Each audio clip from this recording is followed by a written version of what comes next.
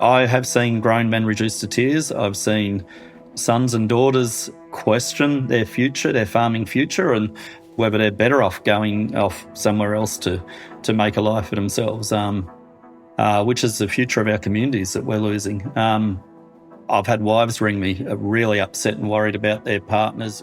Brett Hosking is a fifth-generation grain and livestock farmer who's seen his fair share of heartbreak and hard times. Well, Australians are being warned that meat prices could skyrocket as farmers in Victoria struggle with severe drought. Agriculture Victoria ruled that all poultry in the Golden Plains Shire must be kept indoors after an outbreak of bird flu. Well, as the tensions in the Middle East escalate, Australians are starting to feel the economic ripple effects at home. But this time, it's not a natural disaster or a foreign war that's threatening to tip farmers over the edge, but a decision from the Victorian government.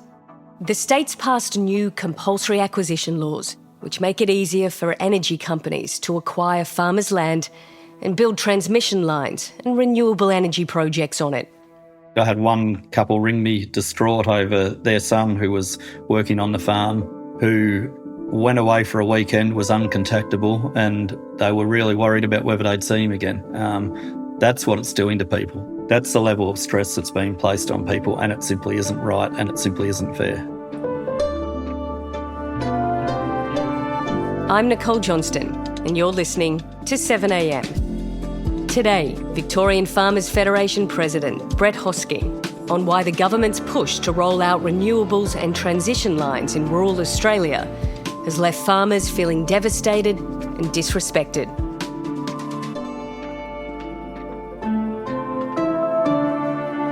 It's Thursday, March 19.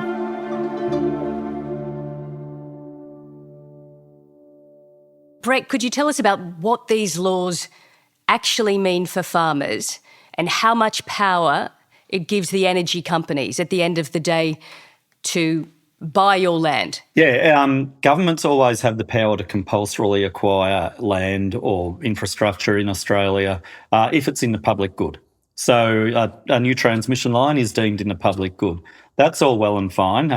We know those powers sit out there. To do that, there's a process, in particular in Victoria, that they have to follow. Part of that is, developing the project, and the second part is the environmental effects statement. So when we say environmental effects statement, we all think birds and butterflies. It's actually a whole lot more complicated than that. Yes, it is about nature and, natural environment, so native wildlife, native plants, native vegetation. It's also about communities that live in that environment, that form part of the environment. The next step following that, if the environmental effects statement is completed, the government can then begin the process of compulsory acquisition of land if people aren't willing sellers. What the legislation change we saw in Victorian Parliament means is that piece of work around compulsory acquisition doesn't have to wait for the environmental effects statement. What that means is before the final design of the project is known, a farmer could have been forced to sell their land to the government. Before they actually know whether a project is going to be built on that location, the farmer will be forced to sell their land to the government. And I think the average person out there is looking on saying, surely a government wouldn't do that. But ours just has. What's your concern, though, about having these energy companies on your land? Because it's not as though it's anything new or unheard of. We've had energy companies, as you said, buying agricultural land or parts of it for all sorts of purposes for years. So what's the problem? Yeah, so we saw a change a few years ago at both state and federal government levels where a lot of that infrastructure, such as energy production, energy distribution, it was all government-owned. Even telcos were government-owned once upon a time. I'm not going to say everybody loved the idea, but I don't think anybody would have loved the idea of a transmission line being built for their property. But they realised that it was public good, and nobody was making a profit out of it. It was there for the good of the community and to grow and develop the community. We've seen a change where all of that has been privatised. So power generation is privatised, power distribution is privatised, power transmission is privatised.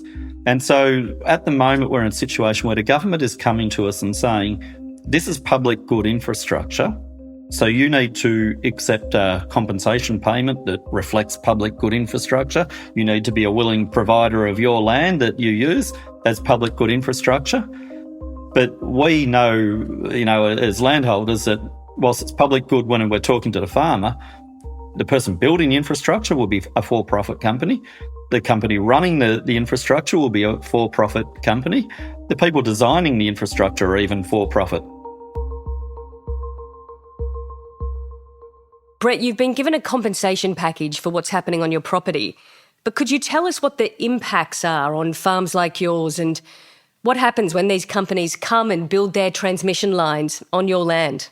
What it means for me practically on my farm, it will cost me more in farming around the towers they build on my property than, what the compensation allows for. I hope that there's work that can be done in negotiating a better, more reasonable package than that. It will impact the way I farm my land. I won't be able to use aircraft for spraying, for seeding, for fertiliser and that sort of thing. It will create a biosecurity risk for me. So if you think about it, we've got a power line that's sort of a couple of 100 kilometres long, running from Ballarat right up to the New South Wales border. The same person patrols that power line right along the way by vehicle to check that power line, make sure everything's working correctly, which means they're going in and out of paddocks all the way along. So if there's a disease outbreak in a paddock down near Ballarat, it very quickly gets spread by that person all the way up that power line as they travel along inspecting the line. So there's real concerns around that and what that'll mean. Firefighting and community safety are a really big concern as well. These power lines haven't been built before in Victoria at this scale, 550 kilovolt power lines. So what we've been told is by the CFA is that there won't be any firefighting underneath or alongside these transmission lines because the danger of the smoke arcing the electricity to the ground is too great.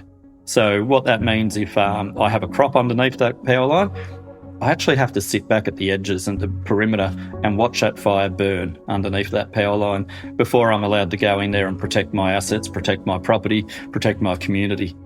The reality is I'm probably not going to do that. I'm probably going to put my life at risk and go in there and try and fight that fire, along with every other volunteer in my community, because there is no Metropolitan Fire Brigade that is coming to save us out in rural Victoria.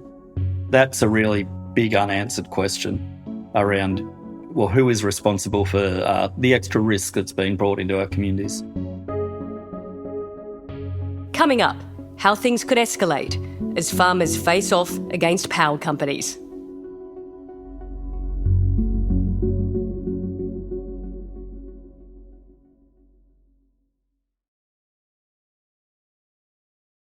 Brett, can you explain what you actually want from the Victorian government? Is it no power lines, a different route, or more money? A bit of everything. Look, if this is the right route, then the compensation needs to be fair and reasonable, absolutely. So that's sort of off to one side. I think everybody would agree with that. There's been a lot, right from the very beginning, there was a lot of questions around the route selection and how it was decided. There's still a lot of ambiguity around whether that process was robust and fair. It was conducted by an organisation called AEMO, which is the Australian Energy Market Operator. They are partly funded by government, partly funded by electricity companies themselves. So electricity companies, for-profit electricity companies, have a large controlling interest in AEMO and its design. So there's been a lot of questions right from the start around whether there's a financial motivator or for-profit motivator in around how those power lines were designed. We've seen energy experts from a couple of universities in Victoria who have suggested that it perhaps wasn't the best design. So I think there's a lot of conversation yet to be had around, well, why was there only ever one option? Why was there only ever one plan? Why was it not kind of put to a firm contest of ideas? And why wasn't it independently run? But Brett, at the end of the day, though, doesn't Australia need these power lines if it's going to shift to a renewable energy future? Yeah, absolutely. We do need transmission. We need new generation sources. If the priority is to, as quickly as we can, shift to a low emissions future, I think creating conflict with the landholders who you are relying upon to host that infrastructure, to be the hosts of that low emissions future, that seems bizarre right from the start. Surely you go in with an attitude of wanting to work and collaborate with those communities. There are a lot of opportunities for rural Australia. There's enormous opportunities, whether it be hosting of infrastructure, whether it be potentially cheaper power that comes out of this infrastructure. But we're not going to achieve it if we take a selfish approach to it. We need to collaborate with those communities because the communities will push back, and we're seeing that right across Victoria at the moment. All people wanted right from the start was to be heard in the process, was to have a voice, to be able to share what happens in their community, how their community operates, what's important to them, what's valuable to them. That opportunity has never been afforded to those people, still to this day. Brett, you said that people are starting to push back. So how are they doing that? Because to me, this sounds like you're just unhappy with how you're being treated by the government. That's what it really boils down to, right? Yeah, I think that is probably the nuts and bolts of it, is exactly that rural people have had enough of how they've been treated by the government at the moment, and they are starting to push back. People are refusing access to transmission companies. If the transmission company is unwilling to talk, to listen, to negotiate in a reasonable manner, then the landholders themselves are saying, well, then you're not welcome onto our properties. And they have the right to do that until it gets to the point that governments start to follow a process that forces their people onto farmers' land. That's where it's going to get messy. We're probably within a month of starting to see that happen. There was the forced entry, which will effectively mean a representative of a transmission company will show up at a farmer's gate, flanked by several police officers. If the farmer refuses entry, that farmer will be issued with a fine. If the farmer still refuses entry, then that farmer could potentially be arrested. I think we will see protests at gates. I suspect what we will see is not just the owner of that property standing at the gate, but their neighbours, their community. I think we'll see people band together. When the representative of the power company shows up, flanked by police officers, I think they could be met by 50 to 100 people standing there saying, actually, we're not going to give you access unless you're willing to sit down and have a conversation first. Brett, thanks so much for talking to us. It's my pleasure. Thank you.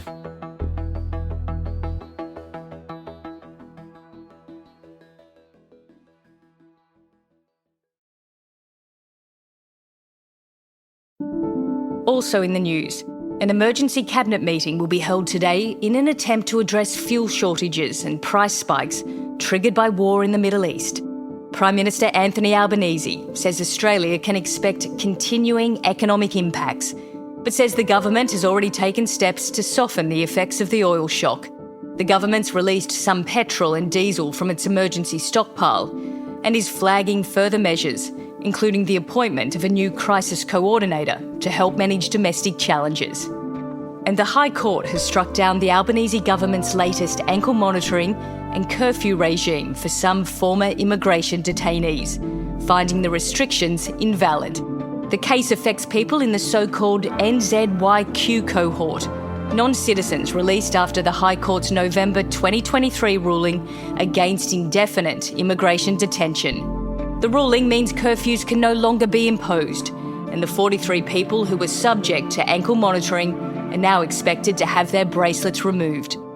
I'm Nicole Johnston. This is 7am. Thanks for listening.